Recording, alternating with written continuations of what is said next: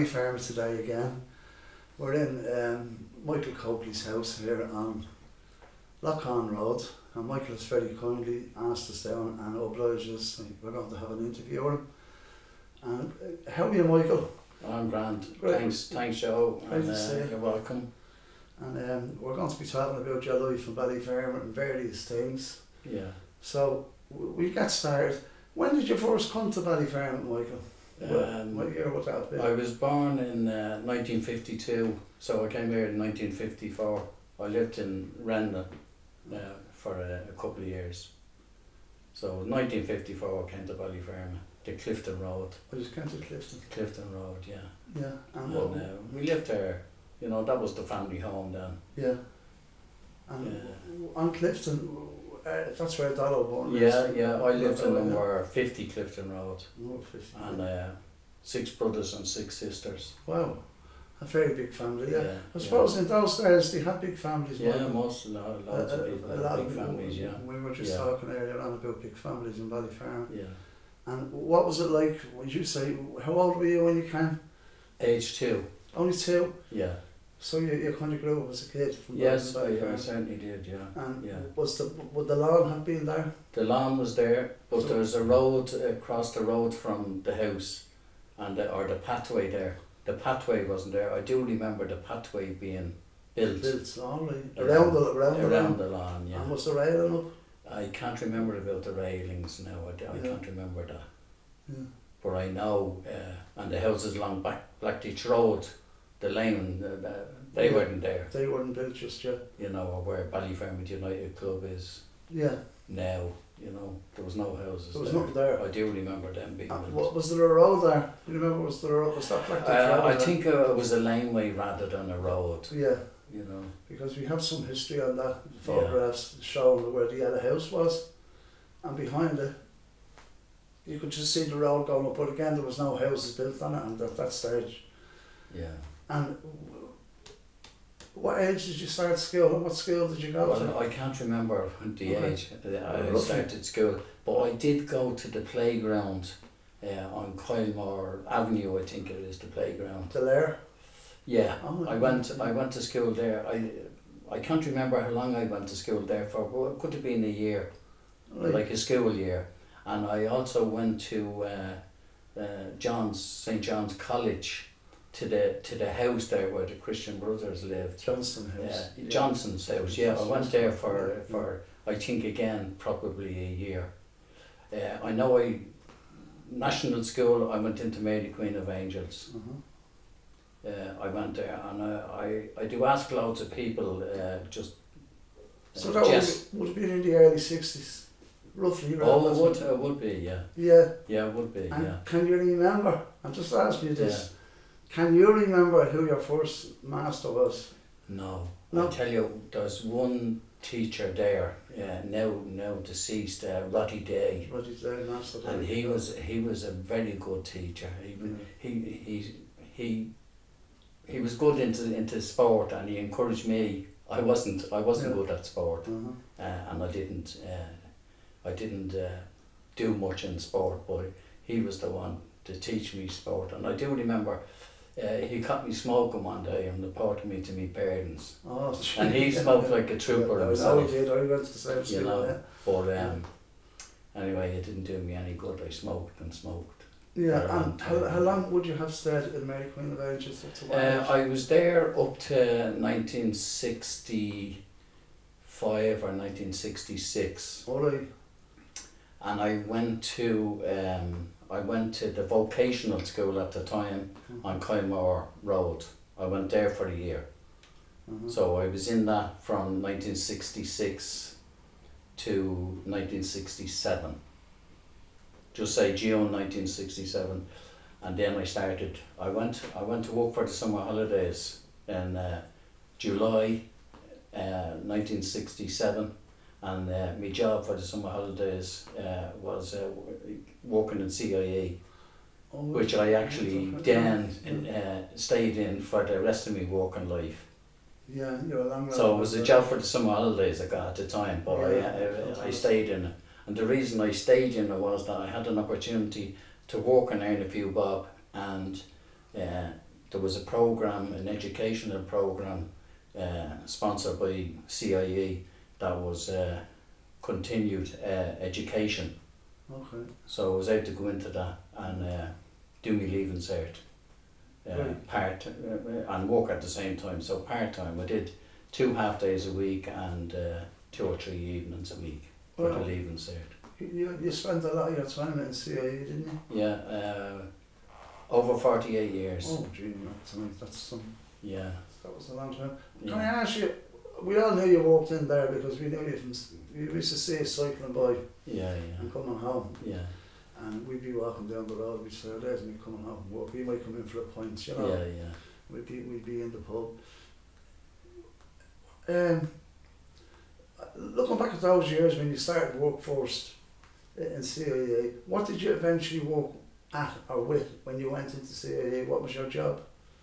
Well, when I went in first and it was for the summer holidays, the job was like an office messenger, and Okay, you yeah. dealt with the correspondence and sorting correspondence out, and then bringing it from one office to another, and doing little errands like that. And every week, once a week, we all took turns because there was 5 or 6 of us there. We took turns each evening to bring post up to Houston Station for that to be sent onwards to other offices around the Right. country. You know? Now, tell me this while we're on this subject. How would you get the post from your place to Houston? Would you go on a push bike? Would you No, we got the bus. You just get a bus? Yeah, yeah, Yeah. yeah. We The just got the transport. bus up. Yeah, Yeah. and then like I live in Ballyferm, so I just came home then. From So there. that was the last job you had in the day. Yeah. So I worked in a few places. I started in Western Row, and then I was there from 1967 until 1970, and then I came up to, I was aged about 20 then, so I became an adult and came up to Inchicore Works Right. and started working there as an adult. Yeah. And then after a couple of years, I moved to Broadstone for supposed to be temporary few months, but I ended up staying there for 3 or 4 years in Broadstone. I worked in Broadstone as well, yeah. and then I came back to Inchicore Works, and then I worked down on Alexander Road. There's a big fuel installation down Yeah, there, down the docks, and I worked down there for a few years, and then came back to Inchicore, and from time to time I walked between Inchicore and the fuel installation. When we were kids growing up, like I said, in Ballyferm, Inchicore was a great place for employing people. Yeah. And it's a great employer. And an awful lot of Ballyferm people worked down there, coach painters, some people working on the trains and doing various jobs in CAE Works. And then it was very interesting because when you got a job in Inchicore, I believe, most of them stayed in it for life.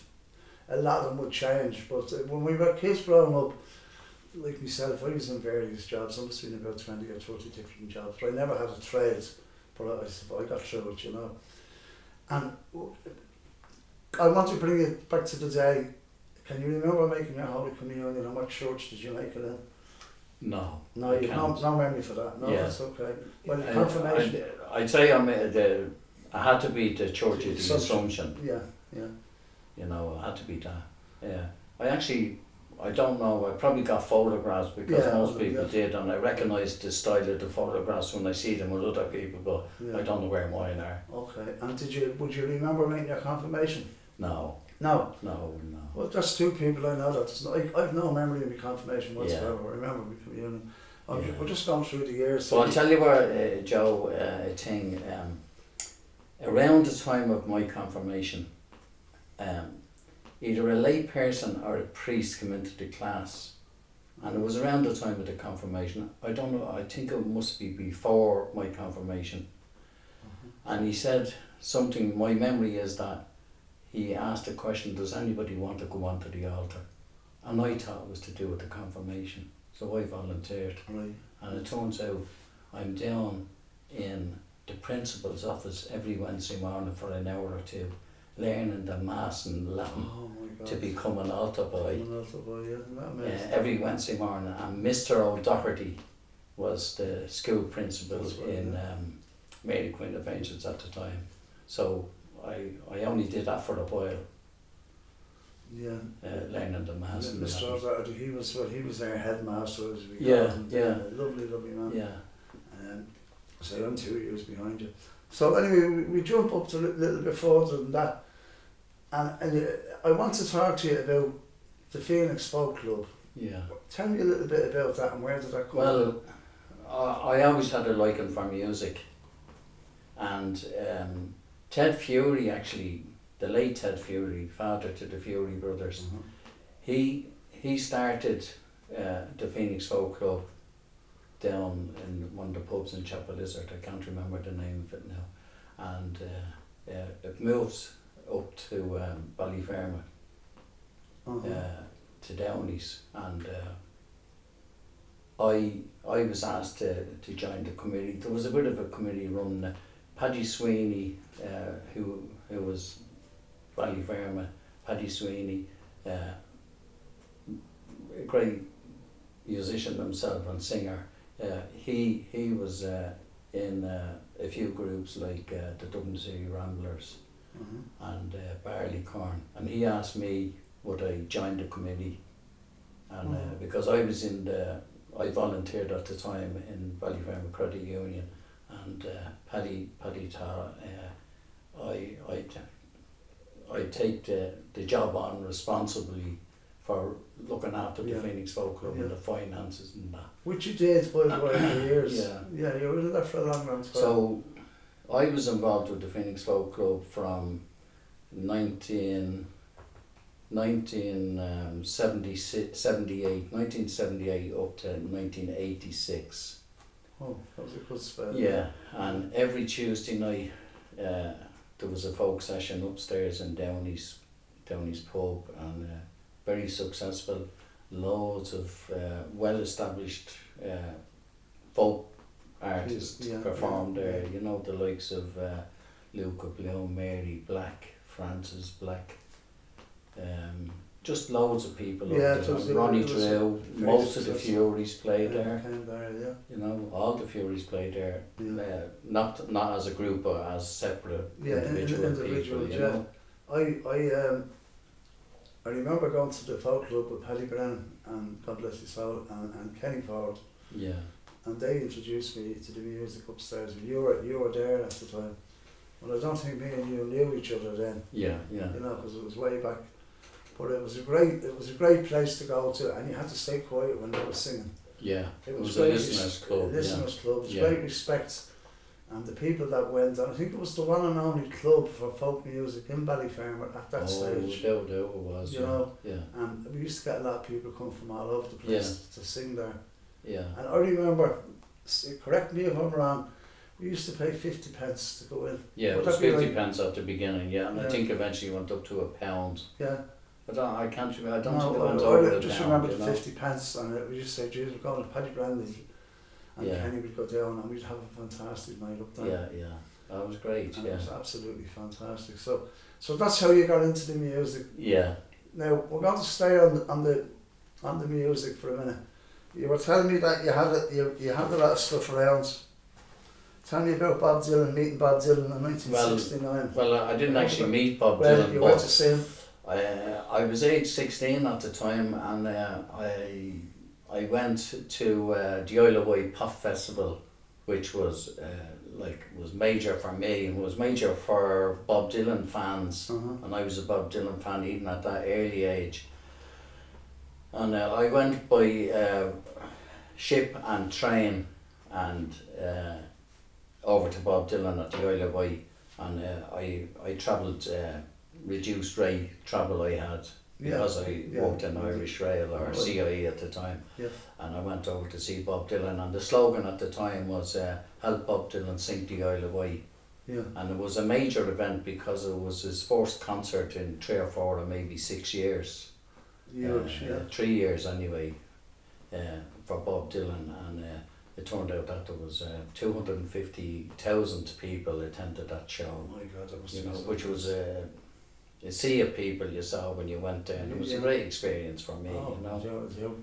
And you were only 16. I was only 16 Oh my at God, the time, that was some opener for you, yeah, yeah, wasn't it? yeah, A lot of young people at that age wouldn't have had that opportunity even to travel yeah, sure, yeah, without yeah, going to see their idol that Yeah. developed.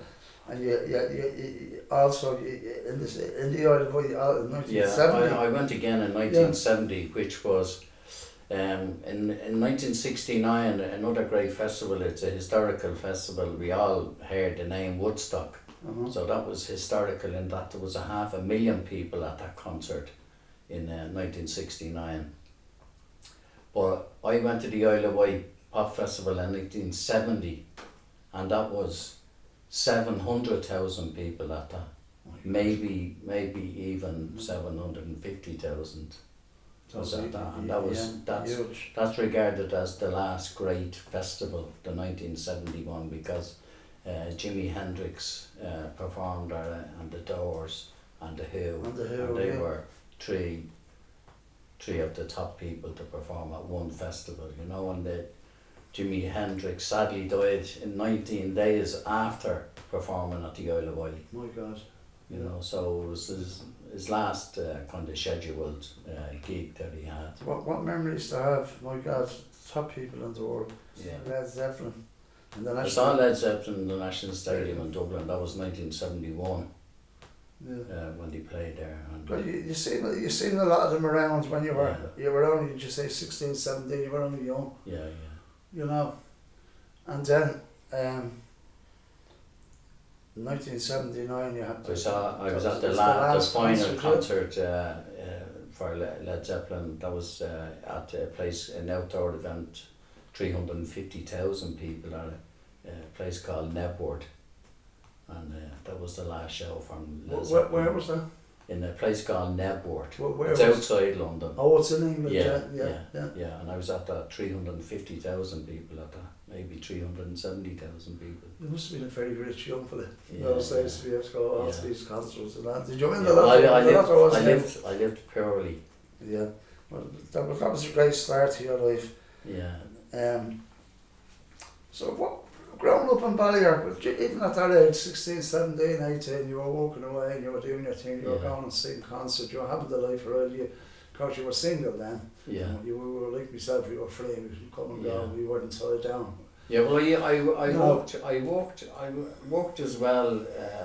I didn't get much money, and you didn't do it for money, you did it for the experience.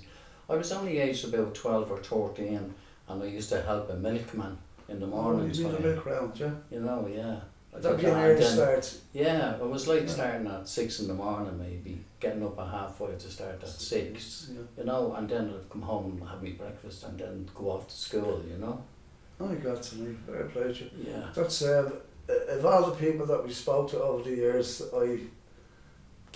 what you just told me now about the milk round, I haven't heard anyone telling me that. My own father, God bless his soul, used to do a milk round before he got to school. Yeah. And my father's 40 odd years dead. And when he was a kid, but you're the only one that has mentioned doing a milk round. Yeah, no, I did that, and my older brother Frank also did help the milkman. Did he? Yeah. Yeah, and it may have gone on, I can't remember now, but he actually had a milk round, I can't remember that. But my youngest brother Gerard was also a milkman. He had 1 or 2 milk rounds. Yeah, no, so you know, for a while, yeah. It was the thing that was passed down. You don't see the milk rounds today. No. There's very few milk rounds. Yeah, you might get an odd fella going around in the van delivering the milk in the mornings and putting cartons out your door. Yeah. But in those days, like the people wouldn't snatch your milk from the door. Today they would. Yeah. You know. Yeah, even in recent years, they have a cover, a plastic cover for the milk that they deliver to the doors to stop the boards from the getting boards getting the cream at the top. Yeah, they picked them. And they sell it. So what was it like in Ballier then? Like, what was your summer times like when you say you have your holidays and you'd have 6, 7, 8 weeks off from school? Yeah. What would you do? Would you go away? Would you stay in Ballyfermot? A lot of people done different things. Well, I'll tell you, I was in I worked in Ruan's in Ballyfermot as a teenager. In Clonagweel? No, I On the worked main in the roads? one down on the main road, Grange Cross. Yeah. Yeah. I worked there Oh, even okay. when I was helping the milkman You worked there, 6 in the morning. I worked in Ruans, as I said. Well, when I was going to Mary Queen of Angels, I would be picked up at lunchtime and deliver a few boxes of groceries to different shops for 20 or 30 minutes, yeah. Yeah. and then back to school until 3 o'clock. Mm. And then at 3 o'clock I used to go over to Ruans and work there from 3 till 6. Oh, fair play. So I used to joke with people and say at the age of 12 I worked a 12-hour day. Yeah, I know. Yeah, well, it was a 12-hour day. You see, I up early in the morning for the day. Yeah. Yeah, but you were good days. Yeah, What and then I didn't. I mean, I had friends and all that around Ballyfermot. I never got into sport around Ballyfermot. Like my friends played football, say on the road and all that. Everybody else, but I never really got into you were sport. more No. into the music, not the sport. Yeah, I was. Yeah, even at that early age, when my friends would be out playing the football in the summertime. Sometimes I used to open my window and I'd be listening to Radio Caroline, and I used to turn it up loud when the song was being played, but turn it down You had to lower it. for the talking. Yeah. And I was probably pretending that I had all those records. Yeah, I know. But they were good days. Radio Yeah. Caroline and going back again. Yeah. So when you were working in Ruans, Yeah. now that's gone back a good bit. Yeah. Obviously, you remember. That'd be 1960. That'd be 1966. Yeah. I worked in Ruans. Yeah. And my job then was to, along with helping to deliver the groceries, would be putting the vegetables outside on display All right. in the morning time. That was the first thing, Uh-huh. and you take them in last thing. But see, you must have remembered good fond memories of Dorothy Aggies. Yeah, Mrs. Morton. Did you know her? You did. Yeah, I did. Yeah. A lovely woman. Yeah. But she got an awful lot of hassle. God love her. But Yeah. She was part of Ballyfermot history as well. She'd gone in there and she was gassed. You go into, you know, it's a funny thing. Remember when we had the big snow in 1981? That was the year Ned Marrow died, God bless him. He was found dead up in the fields, up where they were building the prison. And I remember that the place was snowed in, and I had a sister that lived up in Clondalkin. And of course, you couldn't get a bus without money. There was no traffic coming into Ballyfermot. It was all, we had a big heavy snow. When you lived beside the park, so you would remember. Yeah, it was, I do. The snow was up to the rails. Yeah. I do, and I actually remember our front windows weren't the best of windows, and you wouldn't close properly. And I remember my father, after I woke up to go to work, he told me there's loads of snow out on the road, and I pulled the curtain to have a look out the window, and a big blob of snow came down inside onto my head and the bed, you know. That's gas, isn't it? The curtain was holding the snow up at the time, you know. But when you look back in your memories today, I know you do remember the snow because you lived facing the lawn at the time. But I went up to Clondalk and I went down to Dorothy Aggies and I got a bottle of gas from her, and I got 2 bottles of milk from her, and I pulled them on a rope all the way up to Clondalk because my sister was only having a little baby. Yeah. And that was part of the memory of the snow, the big snow. There was loads of memories in Ballyfermot around that. So, we're at the seeing all these concerts, Bob Dylan and the whole lot of them, Led Zeppelin, everybody. And when you look back today, even to those years, 1969, 1967, even 1966, the year England won the World Cup, the whole shebang, there was a lot of stuff going on. What would your memories would be like about Ballyfermot in 1966 towards what it is today? When you'd walk down the main road, we had no church, St. Matthew's Church wasn't built. Yeah, no, it wasn't. No. And we hadn't really got that much at that time. Yeah. Would you ever remember the Ritz? Only passing by it and hearing the music. I was never inside or anything like that, no. Yeah. And can you tell me about the little dance hall that you had behind outside in the back of Bowlands out in the lane? Yeah, I remember going around there, and I think there used to be a cinema there as well, or I believe there was, you know? yeah. Yeah, and I think it was like 3 pence or 6 pence in. I can't remember. You know. Yeah, I have a vague recollection of that now. Yeah. And the Gala, you know, I mean, I went to the Gala as a cinema as well, you know. The Gala was a famous place, wasn't it? Yeah, it certainly was. Big Harry in the Gala. Yeah, Harry, you remember Harry? He used to sing, yeah. Yeah. The other thing about the Gala, we'd be sent there on a Sunday afternoon. If you had 3 pence to go to the matinee, your mother would keep the sandwiches out to give her a bit of peace and quiet, I suppose. And you went down all right, you had a great time. The film that used to be on when we were kids was Old Mother Riley. Yeah. And, you know, and you come back and the jazz, there'll be hopper bites all over you. Because in those days there was fleas and hoppers.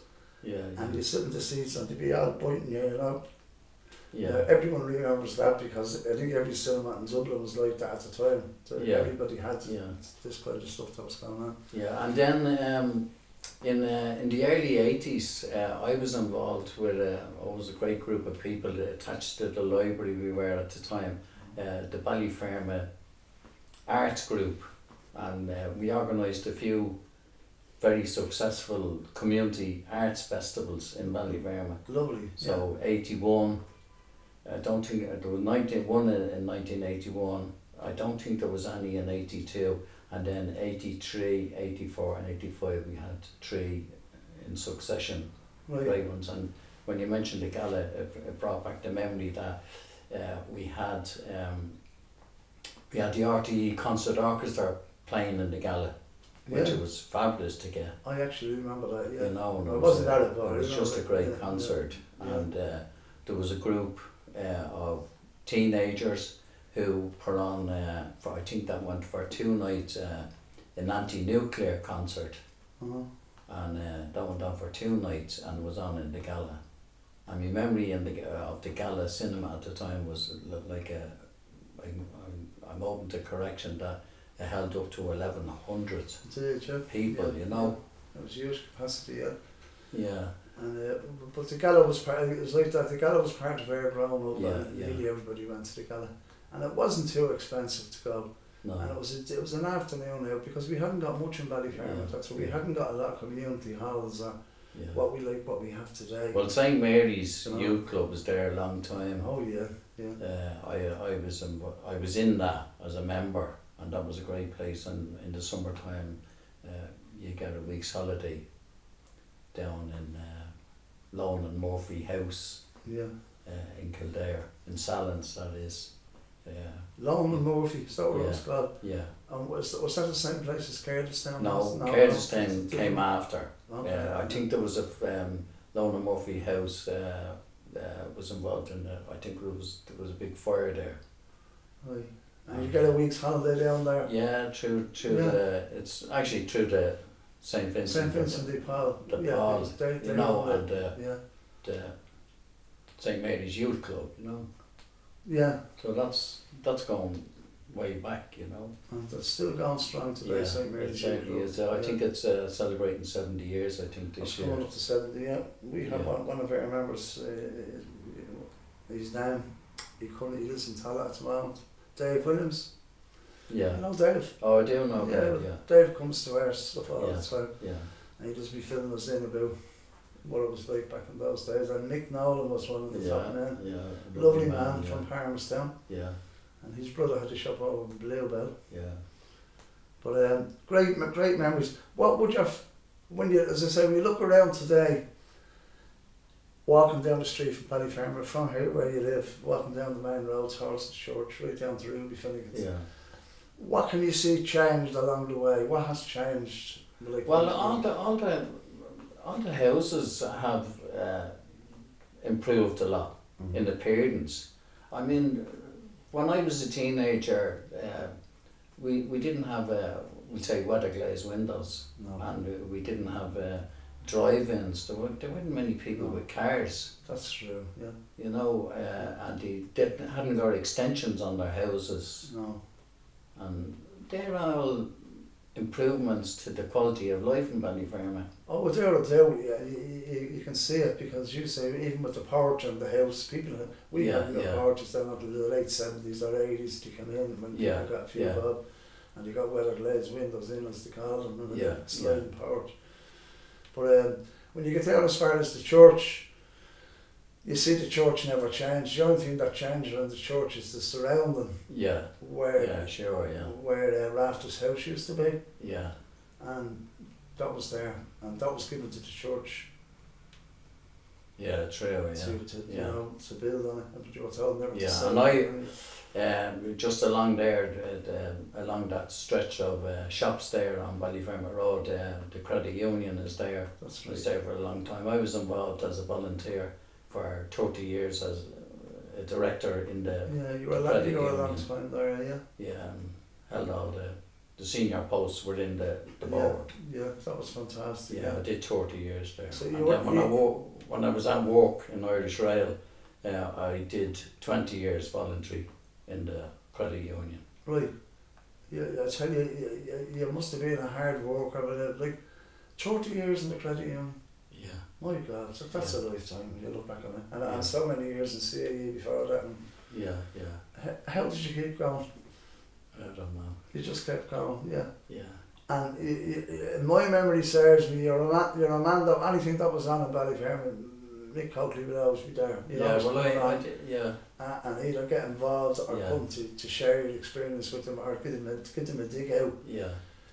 No matter where you went, especially Yeah. if it's I think music it's and- good. I think it's good to volunteer in your community for something. You know, not as long as I did. We'll say 30 years in the credit union. You know, there's no need to do that length of I time. know.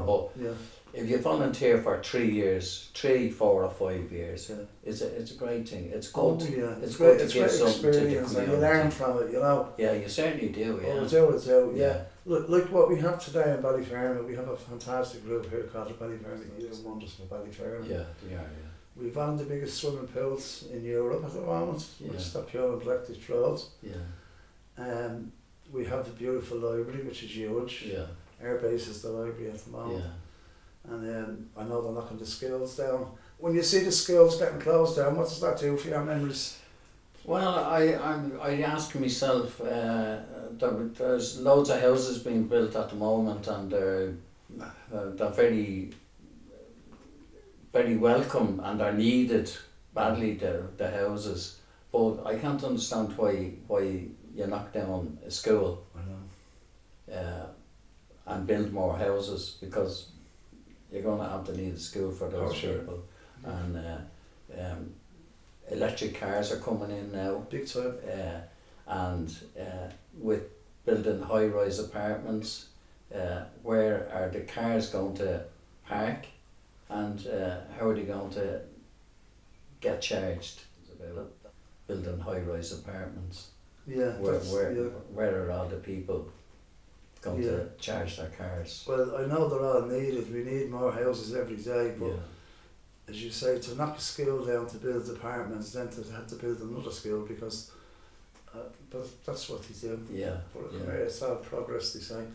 And Yeah. now, what's happening at the moment in their beautiful Ballyfermot where we live, they're going to, I believe I only heard the other day, they're going to run the Lewis from Lucan through Ballyfermot. Did you hear that? I did. I heard Down that Ballyfermot was Road. mentioned a long time ago, but whether that's still in the plan or not. It I is don't actually, know. yeah.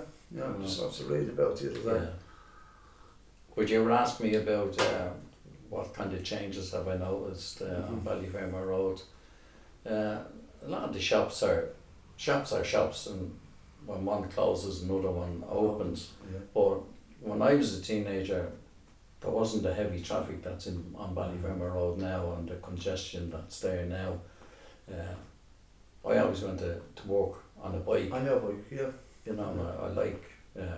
I cheat a little bit in that I have an electric bike, and I'm on my 5th or 6th electric bike, Yeah, fair play. so I'm Yeah, get you cycling around. a lot, and Yeah, I get like you. the bike. You know. Yeah, there's a lot of changes along the way. We often ask people and they'll be telling us this and they remember that and all that. But anyway, we all have memories of Ballyfermot. So, when did you retire? I retired in 2015. That was after the 48 years of working, and I'm enjoying retirement now. It's 11 years. Is that Yeah, 11 years? yeah, I'm 11 years retired now, yeah. Oh my God, to me, fair play. Yeah. So, and what's happening with, what do you do now? I know you're retired, you're still involved in music, you still got down to the Well, sessions? I go to the sessions, and I still I go to concerts and gigs. Yes, you're still going to your gigs, yeah? Yeah, yeah. Well, you must have met a lot of amazing people going to the gigs, because you do meet good people there. Yeah, You've known the Furies inside out, because you're only around the corner from them. Yeah. And all the other musicians that are out of Ballyfermot.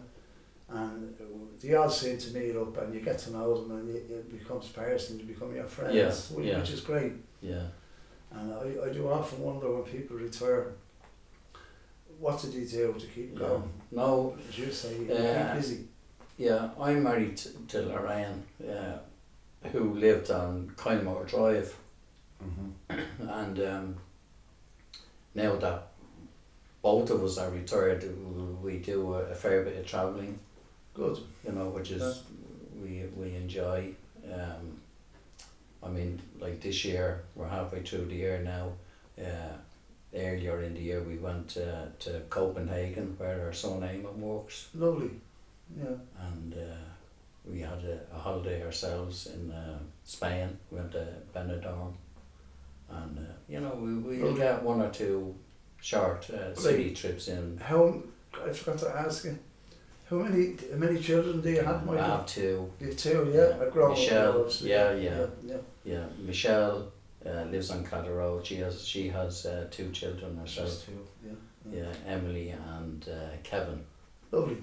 They're not far away. No, Clatter Road, yeah. And you have you have one living away. And Eamon is an electrician in Copenhagen.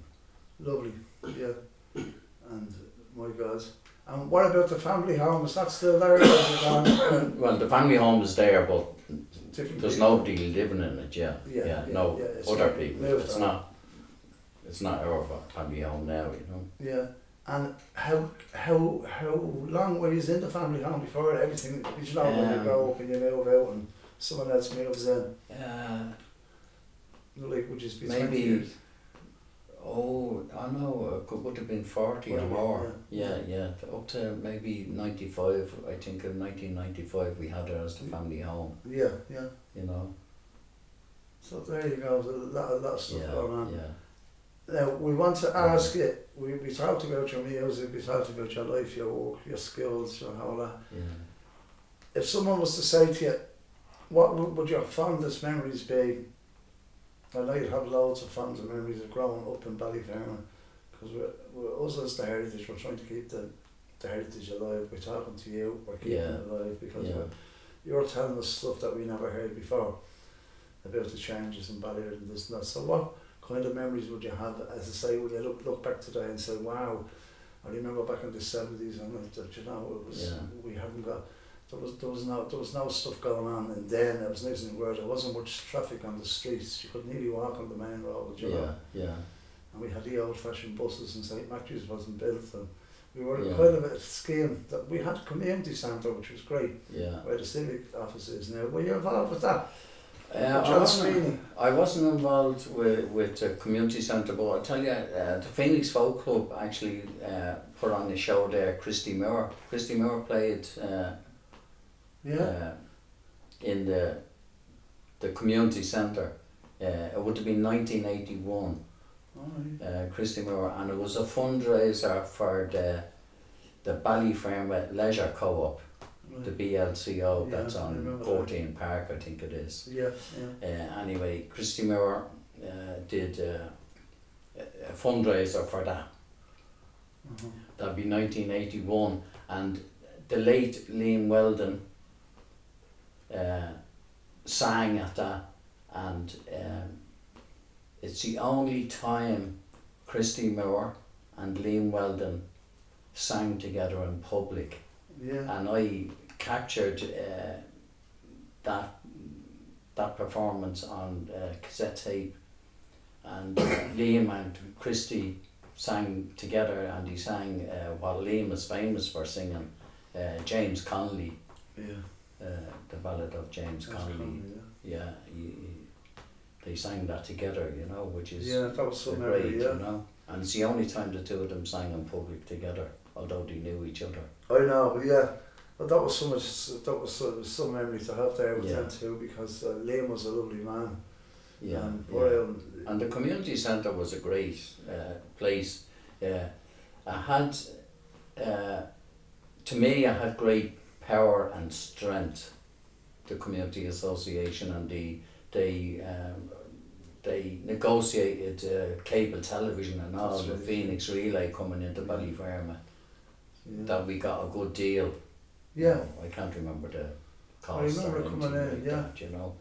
Because we were lost without that. But that came in then. Yeah, we had our own newspaper at that time, the That's Ballyferma right, People, the you Ballyferma know. People, Those are yeah. great things. And Ballyferma was, my memory is that we were the only community in Europe to have a TV licence. That's right, yeah.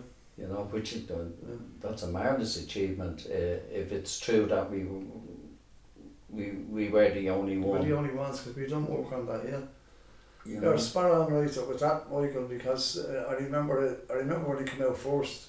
Of course, in the 70s, when we're talking about the community centre, we're talking about having their own television stations. It was okay at the time. They had to start somewhere, and then Phoenix Relays was here, and we got colour television then in 1970. The colour televisions came in, Yeah, yeah. and that kind of opened up a big door for us, because to have your own colour television was great. Yeah, yeah. You know, it was a big telly, because before that, everyone remembers you'd have an aerial on your telly. It was like rabbit's ears. Yeah, yeah. And if you walked from here to there, it'd be all snow when it was black and white telly. Remember that? Oh, I certainly do, yeah. Well, tell me, you And see, some people had a coin box for the 2 That's shilling right, slot at and the the side back of the television. because your man there in Drumfin we used to rent a television Yeah, on, Ham TV. and you put the money No in the back ones. of it. Yeah, I think it was a Yeah. shilling or something you put Yeah. in the back to keep it going. You know? True, yeah. And then as we got a little bit on in life, and our families were working, we were bringing a few bob into the man, that we were able to buy an aerial, a 30-foot aerial to go on the roof, That's right. and then we got a great reception. Yeah, But look how things have changed today. We have a phone today, we can get what we want on the yeah, phone. yeah. It doesn't cost us nothing, you know. True, yeah. But it's amazing when you look at the changes in Ballyferma. Yeah, You and see my eldest sister Nuala, still alive now. She worked in an architect's office, Robinson, Keefe and Devan, and they're the architects for the 2 churches in Ballyferma. Really? Yeah. Yeah, the Assumption Church and St Matthew's. Uh-huh. Yeah. Well, do you remember when we wouldn't remember when the church was built down there, because I wasn't born, but it was built, and I remember my mother and father telling me that they gave £1 at the time. £1 was an awful lot of money for a brick. Yeah. That was it, yeah. And you know, to help to build the church. But like everything else, churches crowds are gone down. Years ago, you wouldn't get into the church. Yeah, You certainly true, wouldn't yeah. get in Christmas morning, because all families used to go to And I mass. do remember, I only No. said it to somebody a couple of weeks back there, that I remember being in the big church, the Assumption Church at the roundabout for 10 o'clock mass, and I was up in the balcony, and my younger brother Kieran was down on the Mhm. ground level, and he coughed, and I recognised the cough. You I hear heard him, was you at know. mass, yeah. Yeah, And if you because talk, 10 o'clock mass was a Yeah. big mass. if Yeah. you talk, if you're upstairs in the back, you would have the kids used to go up, and if you talked up there, they used to have a pulpit in that church. You remember Father Daly would stand in it. Well, but you know, I'm going to tell you, you wouldn't be joking or laughing when he'd be on, because he'd make a holy show, yeah. Yeah, yeah. The kids used to be laughing and behind the scenes, and he'd get up and he'd give out sting to us, you know. Yeah. But come here, I think all the parishes went through that. But today, as they say, people say, well, what's it like living in Ballyferma today? We say, well, Ballyferma is one of the biggest housing schemes in Europe at the moment. And it's one of the best, and it's achieved more things than anyone else have. And it's really and that's great, I like Ballyferma. I like living here. This is my actual third house to be in. Is it? Yeah. Knockan Road, because Yeah. as I said, Clifton Road was the family home, and then I got married. I think it was 1988. I got married in, and I rented a house or a cottage down in Chapelizod for a few years. And then I came up to Clegane Park. I rented another house on Clegane Park. Right, yeah. Number 7 Clegane Park. Sullivan was the name of the family from there. And I rented that for 2 years. And then I bought this house on Lough Road that I'm in now. Yeah, so this will be our last home now. Yeah, this is it, Yeah. It's a lovely house, a lovely area, lovely quiet area. Nice, not too I far like from it, the, from the main road, Yeah. you know. And they say once you get near enough central, and we are central, like we have it. Yeah, and the buses now are great, and there's a great service now. Yeah, really great. Into town, yeah. And like if you're like that bus they have now that took over from the A10.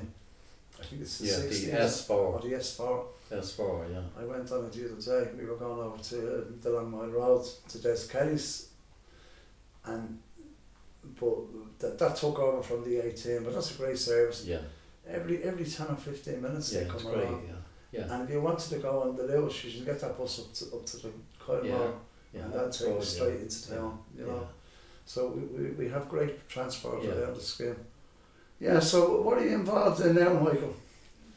Well, I have COPD, which is to do with me lungs and me breathing and that, and I'm a member of the COPD, Ballyferma COPD support group. I'm in that, and I'm also a volunteer director on the board, the National COPD Ireland. I'm on the board of that. I'm in my 4th year as a volunteer director with that. So that occupies me a small bit, but not much. And then since I was always involved with SIP2, and I was a shop steward there for a good few years, and I went to college sponsored by SIP2, and got to the level of national higher diploma in trade union studies. And then I said to you that I was with Ballyferma Credit Union.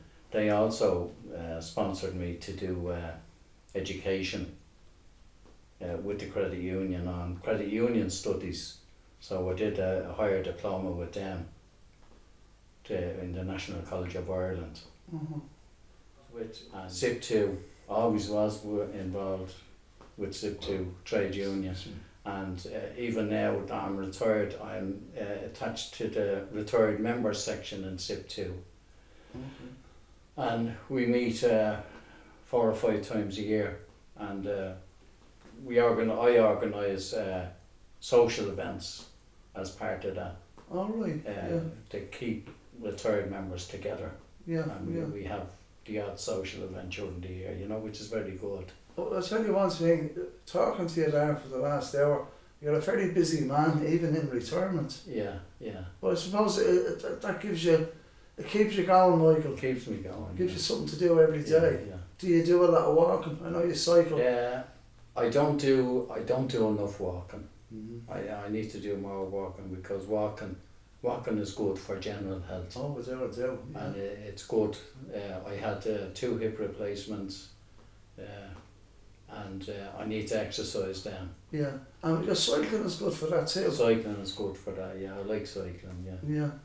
I think you must be one of the first men in Ballyferma to have an electric bike. I think so, yeah. Because I'm on my 5th or 6th electric bike now. So you were saying, I remember seeing you going up, we'd be coming out down the shops and said, there's Mick Coakley going up, and he's going real fast, he's not pedalling.